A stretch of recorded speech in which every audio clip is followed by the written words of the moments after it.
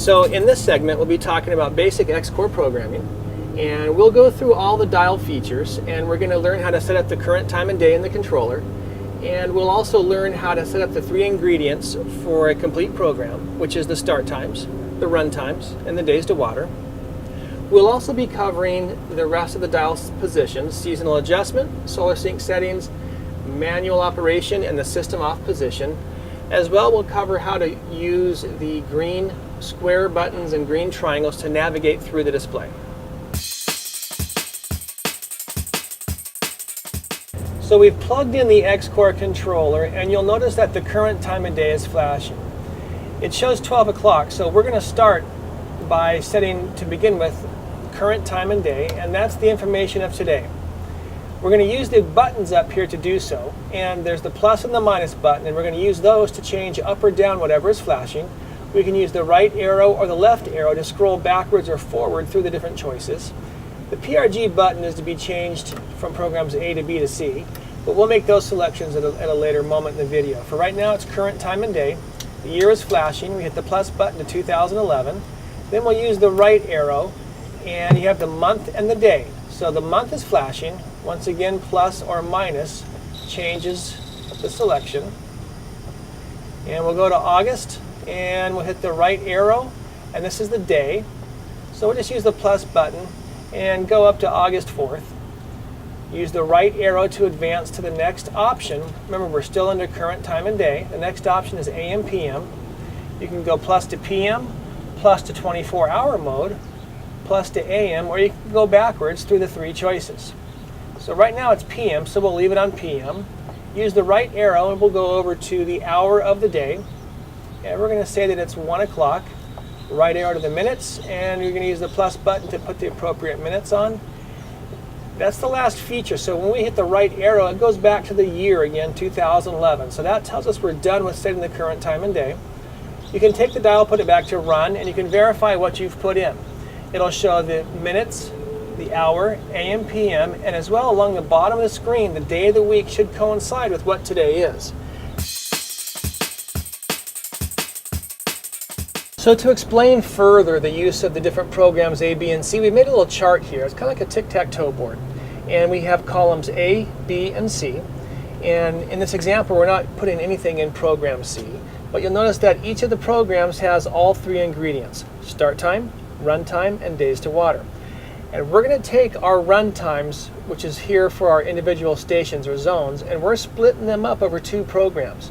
Reason being, stations 3 and 4, they have a different watering day requirement. We've got every 5 days listed for the fruit trees on stations 3 and 4. Stations 1 and 2 is the grass zone, and they only water on Tuesday and Thursday. So because they have different day requirements than does stations 3 and 4 every 5 days, we're going to split them over different programs.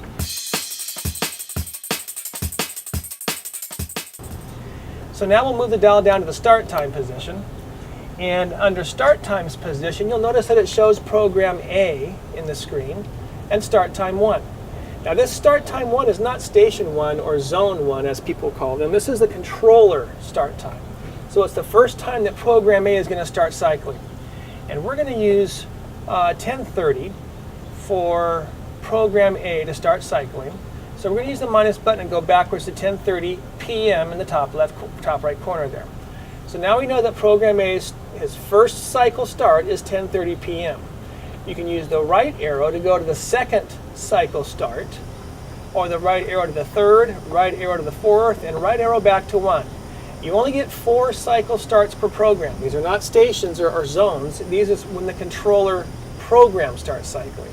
You may have 6, 7, or 8 zones. You only get 4 starts per program.